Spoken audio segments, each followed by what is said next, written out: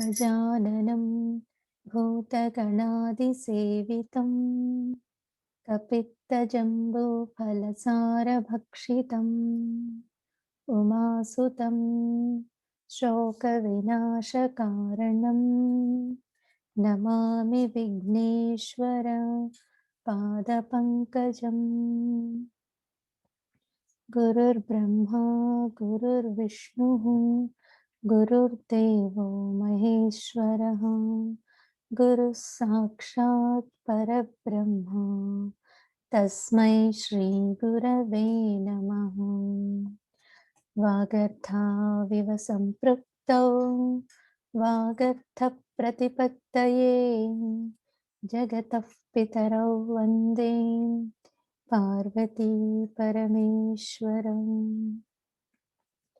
सर्वं खल्विदमेवाहं नान्यदस्ति सनातनं सर्वं खल्विदमेवाहं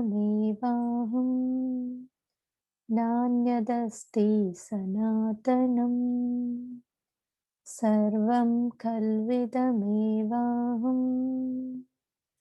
नान्यदस्ति सनातनम्। ध्यान अरुणां करुणातरङ्गिताक्षीं धृतपाशाङ्कुशपुष्पबाणचापाम् अणिमादिभिरावृतां मयूखैः अहमित्येव विभावये Bhavani. We shall revise from Adishakti 125.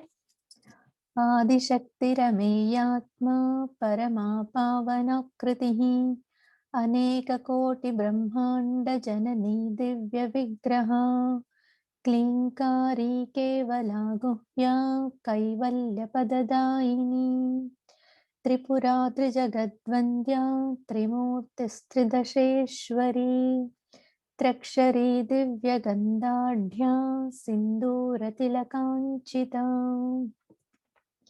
Uma शैलेन्द्रतनया गौरी गन्धर्वसेविता विश्वगर्भा स्वर्णगर्भा वरदा वागधीश्वरी ध्यानगम्या परिच्छेद्या ज्ञानदा ज्ञानविग्रहा सर्ववेदान्तसंवेद्या सत्यानन्दस्वरूपिणी लोपामुद्रार्चिता लीला क्लृप्तब्रह्माण्डमण्डला अदृश्यादृश्यरहिता विज्ञात्री वेद्यवर्जिता योगिनी योगदा योग्या योगानन्दा युगन्धरा इच्छाशक्ति ज्ञानशक्ति क्रियाशक्तिस्वरूपिणी सर्वाधारा सुप्रतिष्ठा सदसद्रूपधारिणी अष्टमूर्तिरजा Jaitri लोकयात्रा विधायिनी। We did till here. So we understood that everything we see and that is not seen, both are Amma only. There is only one thing that is prevailing everywhere, right?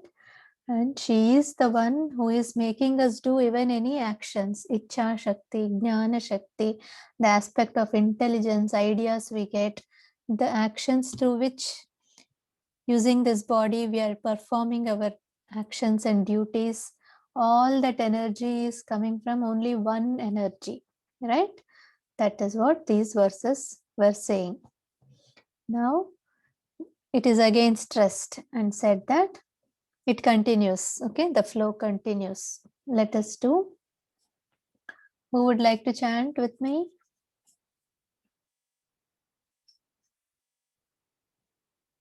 I can chant, Auntie.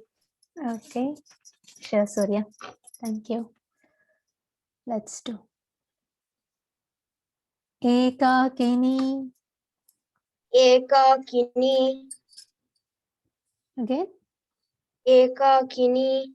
Bhumarupa. Bhumarupa. Bhumarupa. Ekakini Bhumarupa. Ekakini Bhumarupa. एकाकिनी भूमरूपा निर्द्वैता निर्द्वैता निर्द्वैता द्वैतवर्जिता द्वैतवर्जिता द्वैतवर्जिता निर्द्वैता द्वैतवर्जिता निर्द्वैता द्वैतवर्जिता एकाकिनी भूमरूपा एकाकिनी भूमरूपा एकाकिनी भूमरूपा निर्द्वैता द्वैतवर्जिता निर्द्वैता द्वैतवर्जिता निर्द्वैता द्वैतवर्जिता अन्नदा अन्नदा अन्नदा वसुधा वृद्धा वसुधा वृद्धा वसुधा वृद्धा अन्नदा वसुधा वृद्धा अन्नदा वसुधा वृद्धा अन्नदा वसुधा वृद्धा ब्रह्मा ब्रह्मा ब्रह्मा आत्मैक्य आत्मैक्य आत्मैक्य स्वरूपिणी स्वरूपिणी स्वरूपिणी आत्मैक्य स्वरूपिणी आत्मैक्य स्वरूपिणी अगेन आत्मे क्या आत्मैक्य आत्मैक्य आत्मैक्य स्वरूपिणी ब्रह्मात्मैक्य स्वरूपिणी ब्रह्मात्मैक्य स्वरूपिणी ब्रह्मात्मैक्य स्वरूपिणी वेरी गुड अन्नदा वसुधा वृद्धा अन्नदा वसुधा वृद्धा अन्नदा वसुधा वृद्धा ब्रह्मात्मैक्य स्वरूपिणी ब्रह्मात्मैक्य स्वरूपिणी ब्रह्मात्मैक्य स्वरूपिणी very good. So what these verses say is she is the only one. Again it is said that ekakini, eka means alone, one. So she is the only one that is here. Ekakini bhuma rupa, all that we see, that huge things everywhere with all the mountains, everything that we see which looks huge, right? Bhuma means big, Brahman, like the enlarged huge things, all that we see and unseen is nothing but Amma only. So ekakini bhuma rupa nirdvaita, no dvaita. Nir means no, no dvaita. Dvaita means dual, no two things are there. Nirdvaita dvaita varjita. So she doesn't have any duality. Amma doesn't have any duality. We see everything as two things, right? Mother, father, sister, plants, animals, pen, paper. We see so many things, all duality. But Amma doesn't have any duality. Dvaita Varjita. She doesn't have any duality. For her, everybody, everything is one only. She will feel as if that I am only this, I am only this. Everything is her. So her, from her side, it is Dvaita Varjita. She alone is enjoying all this play. Okay. Then Annada Vasudha. So Amma gives us Annam. Annam is food. So it's not just the food that we eat, but anything we enjoy. If I see something nice, it is food for my eyes. If I see a beautiful scenery, it is the food for my eyes. My eyes are enjoying, right? Just like that tongue enjoys, we say that tongue is enjoying. I had food. So like that, all the sense organs that we enjoy, if I listen to good music, that is a food for my ear. So like that, she is giving all the annams, different annams for us to enjoy. Vasudha. So along with sensual perceptions, she is also giving us all the materialistic things. I want good education, I want lot of money, I want good dresses, beautiful things. So all those things also she will give. That is Vasudha. All the materialistic treasures and richness, all the wealth is Vasudha. So she is giving. Da means always giving. Dena. Annada, Vasudha, Vruddha. Vruddha means Vruddhi means progress. She makes us progress in life. So whatever position we are in, we move ahead. We get better day by day. So that is Vruddha. And it also means that Vruddha means old lady. So it is said that Amma is old. Old means not that she is weak and she is very old like that. She is so knowledgeable. She has all the experiences. She knows everything, right? So she is that all-knowing, mature lady. She knows everything. She is not like she knows some things and she doesn't know. Not like that. How old people are, they have experienced their life whole, right? And then they are so mature that they are always in balanced state, and they know how life will be. Sometimes bad experiences will be there, good experiences will be there.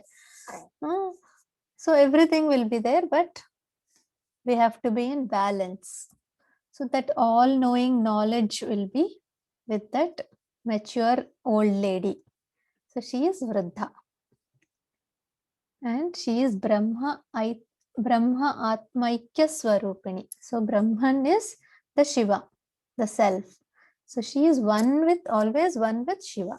So she's always one with the Brahman. Brahma Atma is that self. Brahmatmaikya, Aikya means oneness. And that Swarupini. She is the form of that oneness with the self. Okay, any questions? No. Okay, very good. Together we'll chant once these two lines. Ekakini bhumarupa nirdvaita dvaita varjita annada vasudha vruddha brahmatmaikya swarupini. Next, who would like to go with me? Can I, Auntie? I saw Sitara lifting and I heard voice of Akshaya.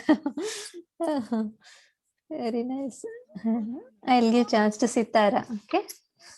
Next time Akshaya for you. Okay, Auntie. Okay, Sitara.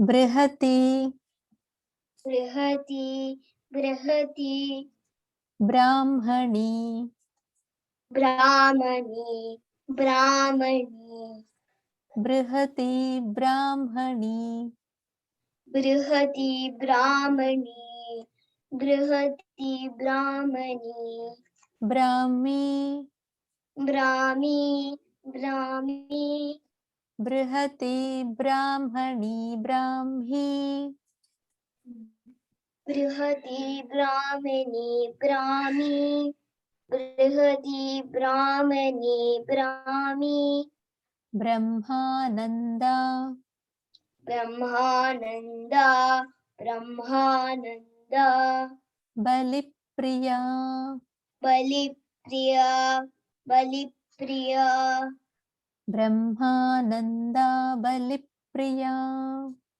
Brahmananda Balipriya, Brahmananda Balipriya, Brihati Brahmani Brahmi Brihati Brahmani Brahmi, Brihati Brahmani Brahmi, Brahmananda Balipriya Brahmananda Balipriya, Brahmananda Balipriya.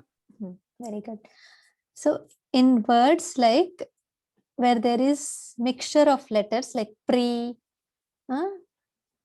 there are like tra, when the sounds are like mixed sounds, you have to hold the sound. Balipriya, like that. See, instead plain chanting is Balipriya, Balipriya. Here, to be more refined, it is like Balipriya, Priya. We have to hold tiny second. Balip Priya. Say that. Balipriya. Yes. Very good. Next. Bhasha Rupa. Bhasha Rupa. Bhasha Rupa. Brihatsena. Brihatsena. Brihatsena. Bhasha Rupa. Bhasha Rupa. Bhasha Rupa. Brihatsena. Brihatsena. Brihatsena. Bhava Bhava. Baba Baba. Baba Baba. Baba. Vivarjita. Vivarjita. Vivarjita. Bhava Bhava. Baba Baba. Baba Baba. Vivarjita. Vivarjita. Vivarjita. Bhasha Rupa Brihatsena. Bhasha Rupa Brihatsena. Bhasha Rupa Brihatsena. Bhava Bhava Vivarjita. Baba Baba Vivarjita. Baba Baba Vivarjita. Very nice. So these verses say that Amma is everything, right? So Brihati. Brihati means big one. Amma is Brihati, and also Brihati is also a sound. Just like Narada Muni has a veena called Mahati, like that this Brihati is also a veena, veena, and the chandas, different chandas are there, right? Tunes of music. Brihati is one of the tune, like that, the musical note, Brihati. And she is Brahmani. She is the wife of Brahman. So she is called Brahmani. She is Shiva's, Lord Shiva's wife, right? She's always one with him. So Brahman, Brahmani.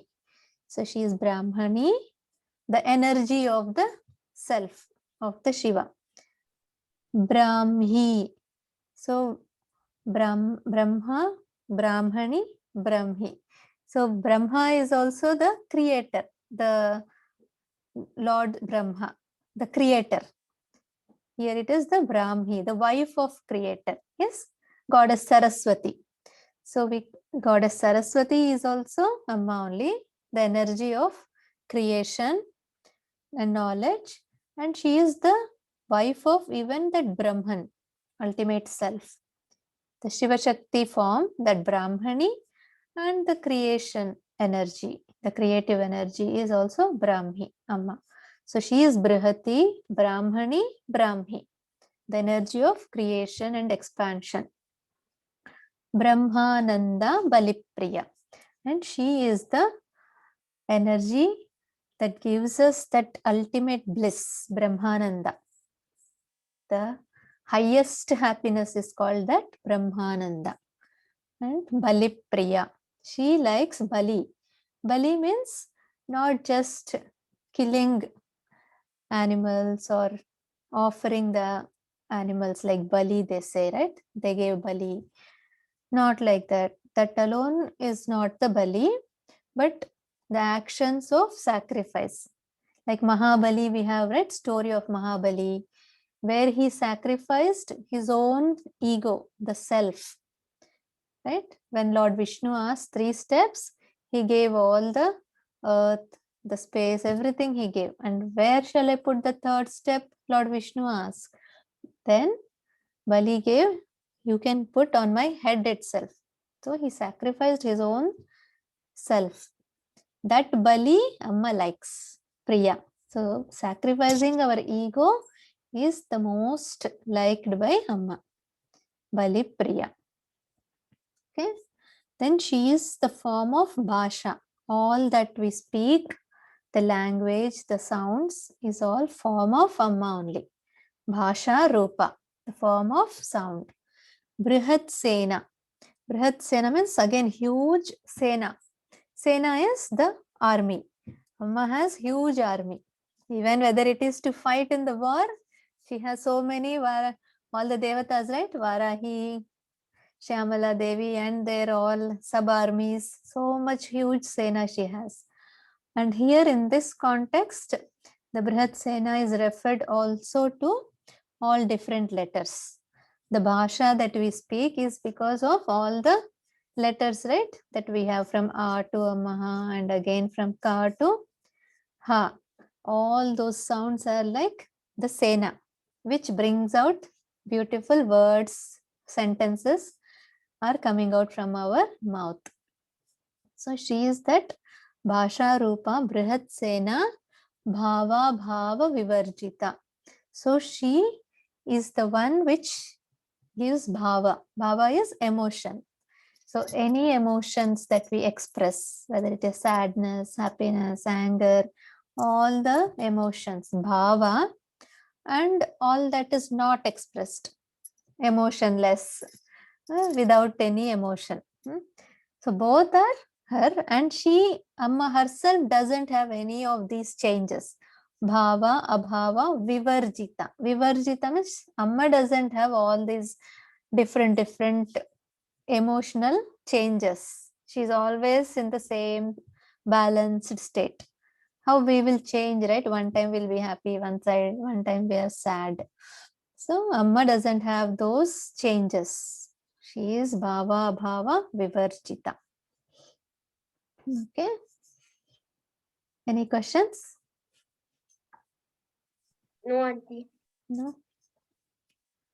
Okay. Let us repeat these two sentences then again. Oh, sorry, wait. These two. Brihati Brahmani Brahmi Brahmananda Balipriya Bhasha Rupa Brihatsena Bhava Bhava Vivarjita. Okay, who would like to chant first? Okay, Praharsh and Sriharsha. Okay, okay. एकाकिनी भूमरूपा निर्द्वैताद्वैतवर्जिता अन्नदा वसुधा वृद्धा ब्रह्मात्मैक्यस्वरूपिणी बृहति ब्राह्मणी ब्राह्मी ब्रह्मानंद बलिप्रिया भाषा रूपा बृहत्सेन भावा विवर्जिता. Very nice. Good.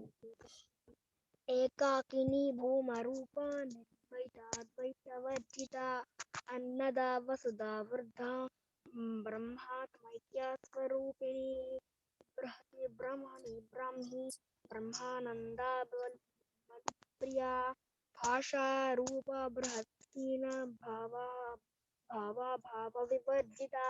Very nice, Nanna. Actually, these verses are little tricky and difficult. Very well done.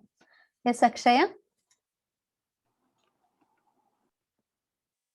Okay, auntie. एकायिनी भूमरूपा निर्द्वैता द्वैतवर्जिता अन्नदान वसुदेवा वृद्धा ब्रह्मात्मिके स्वरूपिणी बृहति ब्राह्मणी ब्रह्मी ब्रह्मानंद बलिप्रिया भाषा रूपा बृहत्सेना भावा भाव विवर्जिता. Very nice. Just these two words are Annada Vasudha. Thank you, auntie. Sure. Good job. Anybody else? Surya, go ahead. Then Sitara.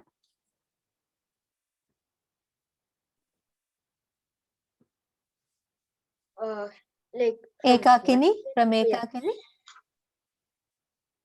एकाकिनी भूमरूपा निर्द्वैताद्वैतवर्जिता अन्नदा वसुधा वृद्धा ब्रह्मात्मैक्य स्वरूपिणी बृहति ब्राह्मणी ब्राह्मी ब्रह्मानंद बलिप्रिया भाषा रूपा सत्सेना भावा भाव विवर्जिता. Good. Brahmananda. 2 A's, right? Brahmananda. Okay, nice. Yes, Sitara. Ekakini. एकाकिनी भूमरूपा निर्द्वैताद्वैतवर्जिता अन्नदा वसुधा वृद्धा ब्रह्मात्मैक्य स्वरूपिणी बृहति ब्राह्मणी ब्राह्मी ब्रह्मांड बलिप्रिया Brahmananda.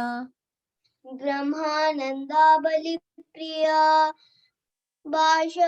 भाषारूप बृहत्सेना बाबा भाव विवर्जिता. Very nice. Good job. Thank you. Welcome. Anybody else?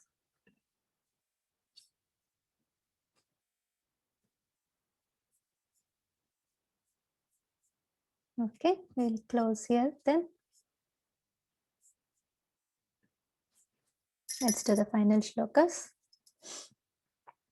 Annapurne sada purne Shankarah pranavallabhe Jnana vairagya siddhartham Bhiksham tehi cha parvati Sarvamangala mangalye Shive sarvartha sadhike Sharanye trayambike devi narayani namostute Sarve bhavantu sukhinah Sarve santu niramayah Sarve bhadrani pashyantu Ma kaschit dukha bhag bhavet Om Shanti Shanti Shanti Shri Gurubhyo Namaha Hari Om. Thank you.